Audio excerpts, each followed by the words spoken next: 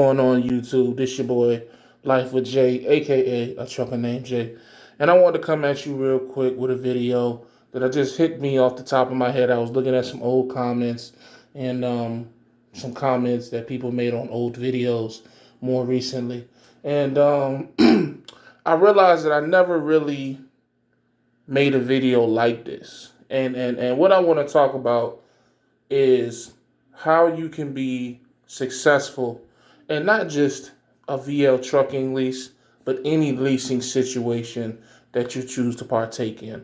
I spend so much time, going back and forth with leasing versus other methods of obtaining a truck that I forget to actually sit down and explain to people how it is that I have found success leasing and how others and so many others have found success in their leasing situations, whether it was at Swift, Prime, Stevens, through a third party or whatever, Wasatch or whatever. And, so I just wanted to kind of explain it, break it down. And, it's kind of like the thing says, it's simple, but it still has to be said because sometimes people just don't know, they miss it. So the main thing with leasing a truck is you got to understand how much is coming in, how much is going out. You have to be realistic with your operating cost and what you are expecting to make. You cannot go into any situation with unrealistic expectations as to what you're going to make. You have to be real with yourself. When I say that, I mean if you are leasing a truck, you cannot compare your salary to anyone else that isn't leasing a truck. That is the dumbest thing that we do in this industry, where is that we compare our salary and our compensation to different levels of trucking, which is stupid. It's like being a janitor and comparing your salary to the manager of the building. It just does not make sense. I don't know why we do it, but we do it. Whatever. So, that being said, to be more specific, if you are looking to lease a truck from a carrier or a third party, and then lease that truck on to a carrier, you cannot expect to make the same money as somebody with their own authority. You cannot expect to make the same amount of money as somebody who is paying cash for a truck. It's just unrealistic. Are there rare opportunities where you can make the ballpark the same money? Absolutely. But this is not the norm.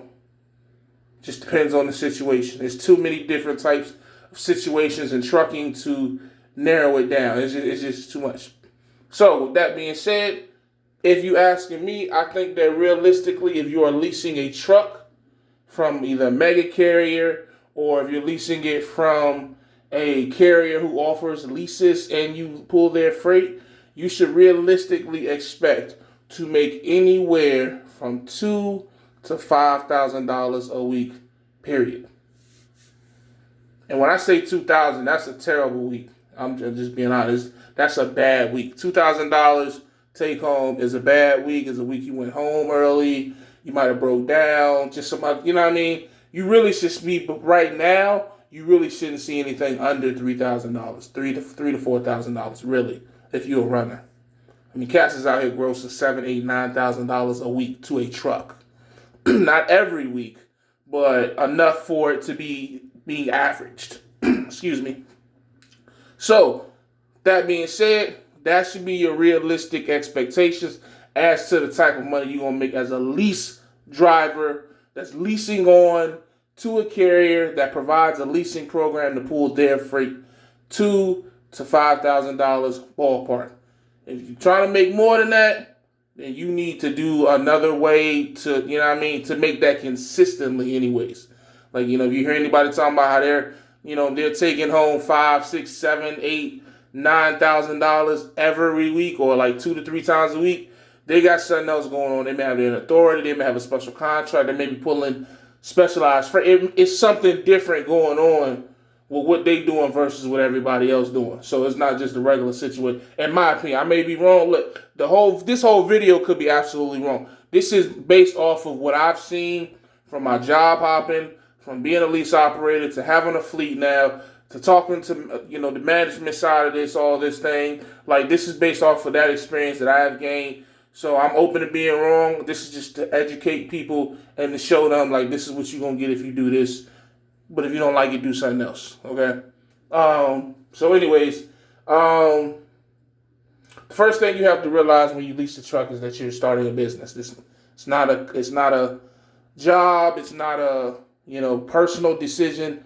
This is a business opportunity that you are partaking in. So you need to treat it and respect it as such. So the same way that, your people's back home, when they opened up their restaurant or when they opened up their daycare or they shop, or the same way that they treated that is how you need to treat this truck. This is a business. I know it was an easy business to start, but it's still a business nonetheless. You need to be respected as a business that took you 5 years to open. I think that's kind of where, a lot of people lose respect for lease drivers, because it's so easy to lease a truck and they don't have to go through the blood, sweat, and tears that a lot of guys went through to get their first truck. So that's where the respect is lost between the traditional owner-operator and lease operators. But those who don't care about that, we just care about getting money, that don't affect us. Anyways, back to the video. So at realistic expectations, next, you have to understand, man, and I know I talk about it all the time, so I'm not going to really go too deep into it. You have to understand money management. It's just no other way to say it. You have to be able to control your impulses when making the type of money that you're about to start making. You need to understand that just because you made a lot of money this week, you might not make a lot of money next week or the week after that or the week after that. Who knows what may happen? I got a truck now that's been sitting for 2 weeks. And they're probably going to sit to the beginning of the year if I can, because, it's holidays, snow hitting the ground. Don't nobody want to go over the road. Don't nobody want to leave that for the holidays. You know what I mean? So you have to be prepared for that. You have to be able to balance a checking, however your budget is with your regular money will let you know if you are able to handle a business. Because it's the same shit. Like, how much is coming in, how much is going out. If you got more going out than you got coming in, it don't matter what is going out on. They can be going out for the right things. But if it's too much going out, it's over. So you need to make sure that you always got enough to where if that happens, you have more going out than coming in, you can maintain. Okay, and the trick of be is how long you can maintain that. Because we can talk about how much coming in all day long, but until you realize how much you can just keep on dishing and dishing and dishing and dishing and dishing before you insufficient funds, it don't matter, you know what I mean? So another thing with leasing a truck, man, work. You have people who want to lease a truck because they feel like it's a more laid back situation because you're more in control of your situation. If you have that mindset, you do not need to lease a truck, because that's the wrong mindset to have. You need to be working twice as hard in your own shit than you ever will in somebody else's shit. That's my personal opinion. If you're going to run, 500 miles, 600 miles a day in a company truck making 40 to 70 cents a mile, and then you about to get in a truck and you can make, what you can make on your own, you need to be trying to run 700, 800 miles a day legally. Healthy, got to say all that, safely. There's no reason why we shouldn't be putting in, I see it way too often, man. Guys are the hardest working company drivers you've seen in your life, and they get their own shit and they get a little freedom to do what they want, and they instantly turn into like slouches and slow down. Like, bro, what are you doing? Now is the time to hustle, not when you in control of some shit. Like, hustle now, bro, when it's going to pay you more. Like, what are you doing? Like, I don't understand that shit, but, maybe that's just the type of person that they are. So, hustle, man. Don't get in that lease truck and get a little power and being able to choose where you're going and be like, I don't want to do this, I don't want to do that. Get that money, man. Get that money. Remember why you got in that lease truck, whether it's to buy the truck or to get another truck or to, do something else. Always keep that in mind and understand that it's not guaranteed, man. It's a lot of money being made right now that 5 years from now might not be able to make this type of money.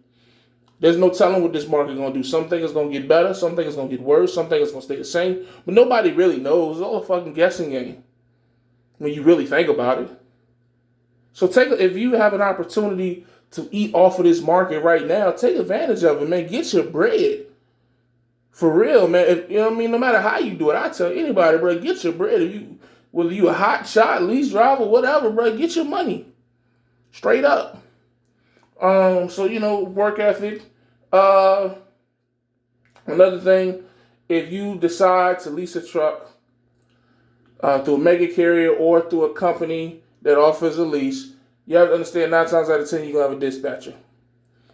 Listen, man, your dispatcher is not here to be your friend. If you guys end up being friends, that's cool, lucky you. But you have to always communicate with your dispatcher, no matter how mad you may be at him or her, no matter how rude they may be. As long as they are doing their job, which is making you the most money that they can make you, don't none of that other shit matter, your feelings towards them or none of that. I be hearing a lot of people complain about their dispatchers, and the things that they be complaining about ain't got nothing to do with the bottom line. As long as my money not being affected, I don't care how the dispatcher talk to me. I don't care if we friends. I don't care if he, like my mom. I don't care about that shit. Is he efficient and productive at doing his or her job? Period. Because that's what I'm here for. I'm not here for a friend. I'm not here to feel good. I'm not here for a buddy. I don't need none of that shit, bro. Do you know what the fuck you talking about? Do you know how to find freight? And as long as you have a dispatcher that is able to do that for you, don't none of that other shit matter, bro. Don't none of that other shit matter. That'd be so funny to me. I be seeing cats talking about, oh, my loads be $2 a mile. Well, you got the wrong fucking dispatcher. I don't know what to tell you. The only time my loads are that low is if I'm going to Cali. Headed to Cali. That's the only time my shit be low. Any of my trucks is when they going to Cali. And that's only because we coming out of Cali crazy. So all this, I only get $2 a mile. Hey, bro, you need to talk to your dispatcher. I'm gonna keep it 100 with you, straight up. So, and that's really, the main things, man. Work hard. You know what I'm saying? Money management. Have realistic expectations. You know what I'm saying? Try to keep more coming in than going out. All money in. What Nip say. Communication with dispatch. I'm just going over it in my head now. Yeah, man, that's really how to be successful in the lease, man. It's really simple. I promise you it is. And that's why I be tripping, like, looking at lease drivers struggling. And, like, this is the easiest shit in the world to me, man. I don't understand how you can not win in this situation. You walking in the door with nothing pretty much, you know what I'm saying? And as long as you're doing what you're supposed to, it's all profit. Like, that's it. Like, it's all up. That's it. Like, are you kidding me? All up. Yeah, I might not be making as much as the next man, but it's all up. Like, I came from zilch, zero. And this is what I got now? And I can just walk away? What? Are you kidding me? I don't understand how niggas be thinking. But let me get up off here. I just wanted to do a video because I did one a couple of days, and this is what came to my head. So this is how to be successful in a lease, man. Any lease. Like I said, mega carrier lease, or any lease where, you pulling for the carrier and you pulling they free. This is what I believe you need to do to make sure you're making money. If you're still not making money, then there's some other shit going on, whether with your carrier or who knows. I don't know what to tell you because this is what I've always done and I've always made money. I made money at Swift doing these things. You know what I mean? And I was making like $1,500 to $2,500 a week at Swift. You know what I mean? Solo, I was doing that. And they told me I was pulling free for $1.10 or some shit like that at Swift and was making that money. You know what I mean? So, people, you'll see a bunch of different people tell you what you can't do. And I'm here to tell you that you can do it, man. But that's all I got. As always, y'all know the vibes. Stay safe, stay positive, stay productive. God, family, trucking. Happy Thanksgiving. Thanksgiving just passed. Hope everybody had a happy Thanksgiving. I hope you thankful for everything that you got. I know I'm thankful for everything that I got. That's a fact. Check out next video, man. I'm gone.